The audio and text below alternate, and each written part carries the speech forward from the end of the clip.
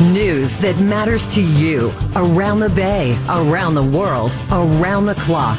All News 106.9 and AM 740 KCBS. As millennials wait longer than previous generations to start having children, they're lavishing more of that parental love and money onto their dogs instead. The trend forecasting company Cassandra reports that in the past year, 14% of millennials made a luxury purchase for a pet, not far behind the 18% that made a luxury purchase for the child. For more on the booming pet industry, we're joined live on the KCBS Ring Central Newsline by pet expert Lauriston Crockett. Thanks a lot for talking to us today. So what is a pet luxury, a luxury purchase? Well, Rebecca, my gosh, where do we start? We can start with designer clothing. And please, first of all, you must understand that millennials last year alone spent about $67 billion on their dogs. Just millennials or all of us? That's just millennials from the ages of 23 to 38. So let's talk about doggy massages, doggy daycares, designer clothes, designer foods that are human grade, which I totally agree with, and that's another subject we can talk about another time. But nothing is too good for these pets. And millennials, one of the biggest problems right now we have in the United States is loneliness. So that void is being filled right now with these beautiful animals.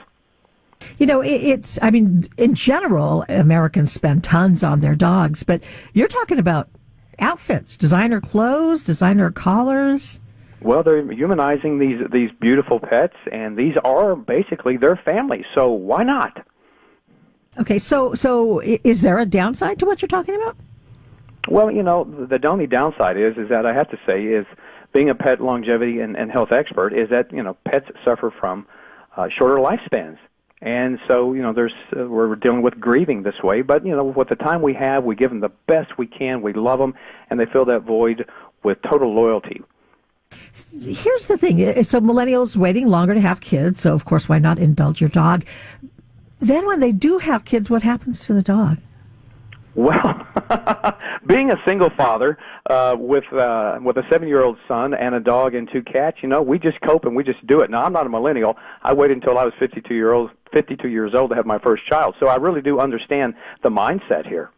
Yeah, but I have seen dogs who kind of get the short shrift after a human child. You don't have quite the time that you did, but there's still love there, and they still bring them in the family. And once they're part of the family, they really are. Do some people kind of give up a little bit on the pet because of the babies take a lot more time? Well, sure, but in most cases, I think they bring the dog right along, and they're just part of the family.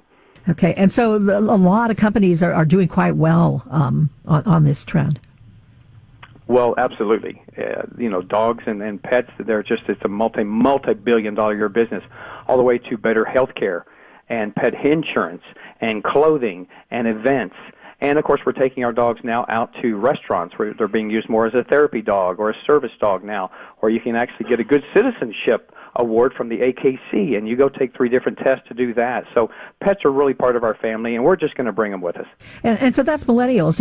I'm a empty nester, sort of. I mean, my kids have grown up and moved away, and that's when I really started indulging the dogs. Oh, yeah, absolutely. And I hope you're going to the shelters, and we're getting these rescue dogs out. They have so much love to give. Yep. My latest one, Chavi. He's a street dog who now is living the life of luxury. Thanks a lot. I bet he is. And thank you for rescuing him. Oh, I know he rescued you back. Love all our puppies.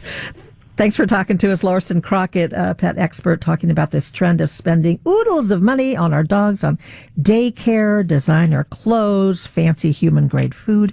10:36 at KCBS.